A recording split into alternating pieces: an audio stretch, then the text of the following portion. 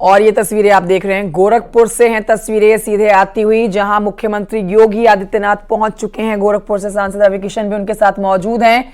गोरखपुर दौरे पर हैं मुख्यमंत्री योगी, जहां पर आज ये कार्यक्रम जो कि एनसीसी ट्रेनिंग एकेडमी का है, जहां पर शिलान्यास करने के लिए मुख्यमंत्री योगी आदित्यनाथ पहुंच चुके हैं। जनसभा को भी संबोधित करेंगे मुख्यमंत्री योगी आदित्यनाथ। सुबह जनता दरबार लगाया और जनता दरबार लगाने के बाद लीजिए अब कार्यक्रमों में शिरकत करनी मुख्यमंत्री जो हैं वो शुरू कर चुके हैं। ये पहला कार्यक्रम मुख्यमंत्री का गोरखपुर में, जहां पर ये एनसीसी ट्रेनिंग एकेडमी जिसका शिलान्यास मुख्यमंत्री आज करने जा रहे हैं। रामगोपाल हमारे साथ फोन लाइन पर इस समय मौजूद है। रामगोपाल, तस्वीरें हम दिखा रहे हैं, मुख्यमंत्री का स्वागत किया जा रहा है। पहला कार्यक्रम आज का, आगे और कई कार्यक्रम है मुख्यमंत्री के जिनमें वो शिरकत करेंगे। इस समय वहां क्या हालचाल है? बिल्कुल, इस वक्त मुख्यमंत्री गोरखपुर के तालकंदला में मौजूद हैं और तालकंदला में यहाँ पे 10 एकड़ में एनसीसी कैडेट खेल प्रशिक्षण केंद्र बनेगा। रामगोपाल, आपकी आवाज ठीक से नहीं आ रही है। जिस जगह आप खड़े हैं उस जगह से पीछे लाउडस्पीकर की आवाज जोर से आ रही है, तो आपको अपनी जगह बदलनी होगी। फिलहाल तस्वीरें दिखा देते हैं अपने दर्शकों को। ये दर्शक तस्वीरें देख रहे हैं, गोरखपुर दौरे पर मुख्यमंत्री योगी आदित्यनाथ हैं और इस कार्यक्रम में पहुंचना उनका बेहद जरूरी और बेसब्री से जो कार्यक्रम में लोग मौजूद हैं, इंतजार भी मुख्यमंत्री का कर रहे थे। स्वागत मुख्यमंत्री का किया गया है। तस्वीरें आपके सामने मंच से सीधी पहुंचा रहे हैं। एनसीसी ट्रेनिंग एकेडमी जिसका शिलान्यास करने जा रहे हैं, बड़ी सौगात कह सकते हैं आप गोरखपुर वासियों को इस कार्यक्रम के माध्यम से दी जा रही है। मुख्यमंत्री योगी आदित्यनाथ गोरखपुर दौरे पर, आगे जौनपुर और चंदौली जाने का कार्यक्रम है उनका। एक बार फिर से रामगोपाल की तरफ रुख करेंगे। रामगोपाल, तस्वीरें दिखा रहे हैं, मुख्यमंत्री इस कार्यक्रम में पहुंच चुके हैं। अब आगे कार्यक्रम में क्या होने वाला है, सारी जानकारी दीजिए। बिल्कुल, मुख्यमंत्री योगी आदित्यनाथ इस वक्त तालकंदला में मंच पे मौजूद है और इसके पहले जब यहाँ पे आए हैं तो उन्होंने एकेडमी के लिए भूमि पूजन कर दिया है और भूमि पूजन के बाद अब वो मंच में है, जहाँ पे जो एनसीसी के कैडेट हैं उनको संबोधित करेंगे। करीब 25 करोड़ रुपए कुल मिट्टी बनाई थी, लेकिन पूरे काम में 75 करोड़ रुपए की लागत से ये 10 एकड़ में एनसीसी एकेडमी बनाया जाएगा यहाँ पे। और इसके बनने से न सिर्फ गोरखपुर बल्कि पूर्वांचल के जो युवा है उनको फायदा होगा।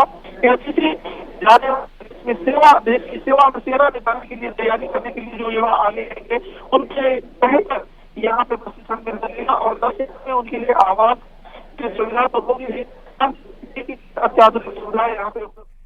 ठीक है रामगोपाल, लौटेंगे आपके पास। देखिए, आवाज ठीक से नहीं आ रही है, लेकिन जो हमारे दर्शक समझ पाए हैं आपको अब तक, उसमें ये जानकारी लेना बहुत ज़रूरी है कि ये एक बहुत बड़ी सौगात गोरखपुर के युवाओं के लिए एनसीसी ट्रेनिंग एकेडमी जिसका शिलान्यास आज मुख्यमंत्री योगी आदित्यनाथ के हाथों होने जा रहा है और कई लाखों का ये जो प्रोजेक्ट, जो ये एनसीसी ट्रेनिंग एकेडमी बनेगी, उससे सीधे तौर पर फायदा यहाँ के युवाओं को होगा। तस्वीरें आपके सामने मंच से हैं, जहां पर गोरखपुर के सांसद रवि किशन भी मुख्यमंत्री योगी आदित्यनाथ के साथ मौजूद हैं और जनसभा जो यहाँ पर लगी हुई है, भारी संख्या में गोरखपुर वासी मुख्यमंत्री को सुनने के लिए मौजूद हैं। जनसभा को संबोधित भी करेंगे मुख्यमंत्री योगी आदित्यनाथ।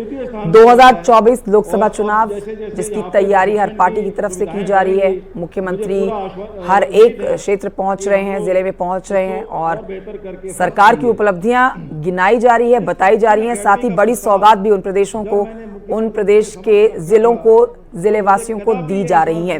इस समय गोरखपुर में मौजूद है, इससे आगे चंदौली जाने का कार्यक्रम और जौनपुर जाने का कार्यक्रम मुख्यमंत्री योगी आदित्यनाथ का। एक बड़ी जानकारी आपको दे देते हैं, बेहद लोकप्रिय नेता हैं मुख्यमंत्री योगी आदित्यनाथ। उत्तर प्रदेश में ही उनकी डिमांड नहीं है उनको सुनने के लिए, बल्कि पूरे देश में जहां जहां पर चुनाव होते हैं, जनसभाएं होती हैं, वहां मुख्यमंत्री योगी आदित्यनाथ को सुनने के लिए लोग बेसब्र हैं। यहाँ भी भारी संख्या में लोग मौजूद हैं जो मुख्यमंत्री को अब से थोड़ी देर के बाद सुनना शुरू करेंगे। तस्वीरें सीधी हम आप तक पहुंचा रहे हैं, लाइव तस्वीरें हम आपको दिखा रहे हैं। एनसीसी ट्रेनिंग एकेडमी का शिलान्यास आज मुख्यमंत्री के हाथों होने जा रहा है। इन सभी का मैं बहुत आभारी हूं। और ये कार्यक्रम जिसकी तैयारियां की गई, खुद इसका निरीक्षण डीएम ने किया और अब मुख्यमंत्री इस कार्यक्रम में मौजूद है। मैं जब यहाँ पे इन सभी महानुभावों का स्वागत कर रहा हूँ तो मैं यहाँ के जो पुराने पुलिस अपर महानिदेशक थे श्री अखिल जी, उनका भी मैं नाम लेना चाहता हूँ, जिन्होंने ये रास्ता मुझे दिखाया कि मैं आदरणीय मुख्यमंत्री जी से मिलूं और ये प्रस्ताव उनके समक्ष रखूं। और जैसे मुख्यमंत्री का संबोधन शुरू होगा आपको फिर लिए चलेंगे, लेकिन इस समय खबर गोंडा से आ रही है, जहां पर कटरा रेलवे स्टेशन पर काम कर रही पोकलेन मशीन में उस वक्त आग लग गई जब कोयले को ट्रक में लोड कर रही थी ये पोकलेन मशीन। जी हां, देखते ही देखते ये पोकलेन मशीन जो है धुंध कर जलने लगी। ड्राइवर ने किसी तरह से कूदकर अपनी जान बचाई। रेलवे स्टेशन पर मालगाड़ियों से कोयले को उतार कर स्टोर किया जा रहा था। ट्रकों के जरिए अलग अलग जगहों पर इसको भेजा जाता है। इसी दौरान लोडिंग के दौरान ही ये आग लगी पोकलेन मशीन में। आग को बुझाने की कोशिश की गई, मिट्टी डाली गई पोकलेन पर, लेकिन कोई सफलता हाथ नहीं लगी। तो ऐसे में फायर ब्रिगेड की टीम को बुलाया गया और मुश्किल ही फायर ब्रिगेड की टीम ने आग पर काबू पाया।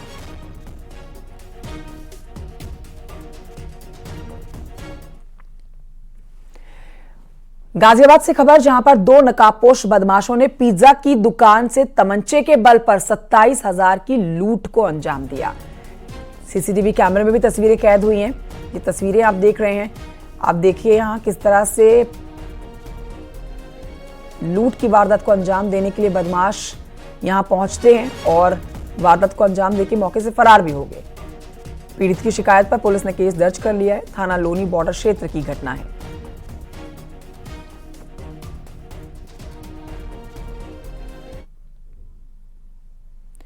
अगली खबर प्रयागराज से है, जहां पर माफिया अतीक अहमद के 2 नाबालिग बच्चों को प्रयागराज के जिस बाल संरक्षण गृह में 7 महीने तक के लिए रखा गया था, उसे सरकार ने बंद करने का फैसला किया है। सरकार ने इस बाल संरक्षण गृह में रखे गए सभी बच्चों को दूसरे बाल संरक्षण गृहों में शिफ्ट करने का आदेश जारी किया है। प्रयागराज के जयंती देवी ग्राम विकास समिति के द्वारा संचालित बाल संरक्षण गृह को बंद करने का आदेश है। बताया जा रहा है कि काफी शिकायतें मिल रही थी, जिसके बाद से ये फैसला लिया गया है।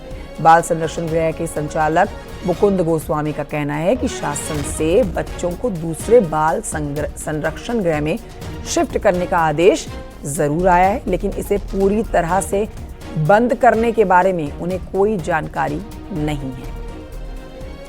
की संस्थाओं से बच्चों को राजकीय में ट्रांसफर किया गया।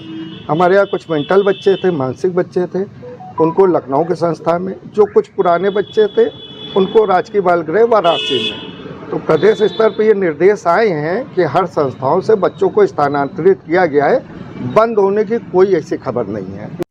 अधिवक्ता उमेश पाल और 2 सरकारी गनर शूटआउट के बाद माफिया अतीक अहमद के 2 नाबालिग बेटों को जिस बाल संरक्षण गृह में शरण मिली थी, करीब 7 महीने तक दोनों बच्चे यहां पर रहे थे, उस बाल संरक्षण गृह को अब बंद करने की तैयारी है। दरअसल अनियमितता को लेकर कई शिकायतें मिल रही थी, जिसके बाद शासन स्तर से यह आदेश जारी किया गया है कि यहां रह रहे बच्चों को शिफ्ट कर दिया जाए। फिलहाल ये 60 फीट रोड पर राजरूपपुर में ये बाल संरक्षण गृह स्थित है, जो कि एक निजी संस्था द्वारा चलाया जा रहा है और इसकी क्षमता करीब 50 बच्चों को रखने की है। ये उस वक्त सुर्खियों में आया था जबकि उमेश पाल शूटआउट केस के बाद माफिया अतीक अहमद के 2 बच्चे, जैसा कि पुलिस ने रिपोर्ट में बताया था कि कसारी मसारी में लावारिस घूमते हुए पाए गए थे और 4 मार्च को उन्हें यहां पर दाखिल कराया गया था। 9 अक्टूबर तक यहां पर वो रहे थे। 9 अक्टूबर 2023 को अपनी बुआ की कस्टडी में उन्हें यहीं से भेजा गया था और उस वक्त ये सुर्खियों में आया था। लेकिन आरोप यह है कि इस बाल संरक्षण गृह को लेकर कई अनियमितता के आरोप लगे थे, जिसके बाद शासन ने इस पर कार्रवाई की है और स्थानीय जो प्रशासन है उसकी रिपोर्ट के आधार पर यह कार्रवाई की गई है। लेकिन इस बाल संरक्षण गृह के जो संचालक हैं मुकुंद गोस्वामी, उनका यह कहना है कि अभी भी उनके यहाँ 4 बच्चे हैं। उन्होंने ये स्वीकार किया है कि यहाँ के बच्चों को ट्रांसफर किया गया है, जिसमें मानसिक रूप से कमजोर 6 बच्चे लखनऊ भेजे गए हैं और अन्य बच्चों को वाराणसी शिफ्ट किया जा रहा है। लेकिन उन्होंने बंद होने से इनकार किया है। लेकिन जो हमारे सूत्र बता रहे हैं कि जल्द ही इस बाल संरक्षण गृह पर ताला लग सकता है और इस पर बड़ी कार्रवाई हो सकती है। सर्वेश दुबे, न्यूज़ 18 प्रयागराज। एक छोटे से ब्रेक के लिए यहां रुकना होगा, जल्द लौट रहे हैं।